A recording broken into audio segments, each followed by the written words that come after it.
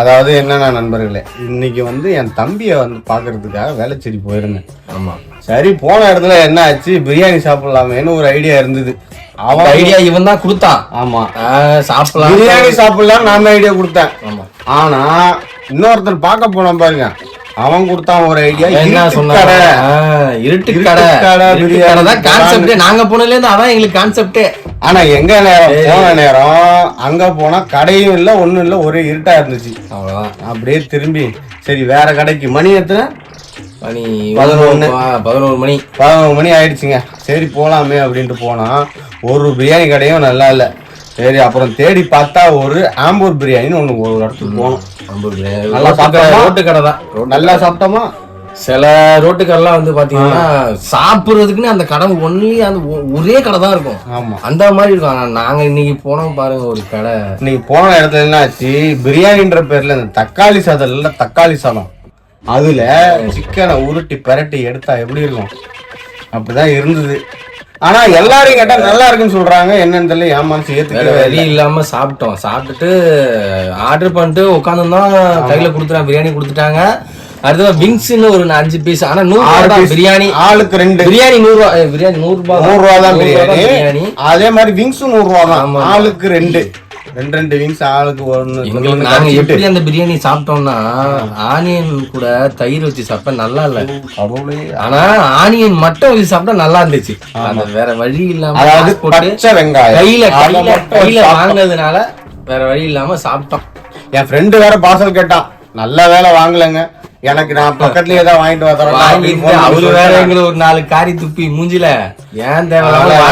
இப்ப இதுல இருந்து என்ன சொல்ல வரேன்னா, இந்த சென்னையில பிரியாணின்ற ஒரு பிரியாணி எங்க கிடைக்கும்னு கொஞ்சம் நீங்க உங்களுக்கு ஒரு கோடி கும்பிட போட்டு அங்கேயும் போயிட்டு உங்களுக்காக நான் வந்து உங்களுக்காகவே வீடியோ எடுத்து நான் போடுறேன்.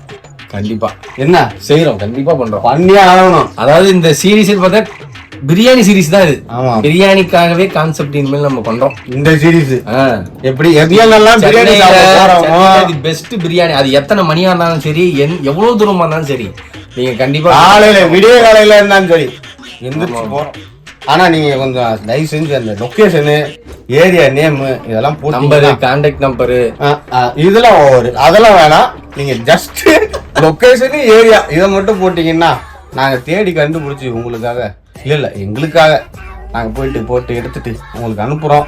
நீங்க வந்து கொஞ்சம் அது எப்படியா லைக் பட்டன் இருக்குல்ல, அது லைக் பண்ணுங்க, ஷேர் பண்ணுங்க, முக்கியமா கமெண்ட் பாக்ஸ்ல கமெண்ட் எல்லாம் எங்க பண்ணலாம் அப்படின்னு இதெல்லாம் ஃபர்ஸ்ட் உங்களுக்கு மனசு இருந்துச்சுன்னா பண்ணுங்க, அதுக்கப்புறம் பாத்துக்கலாம்.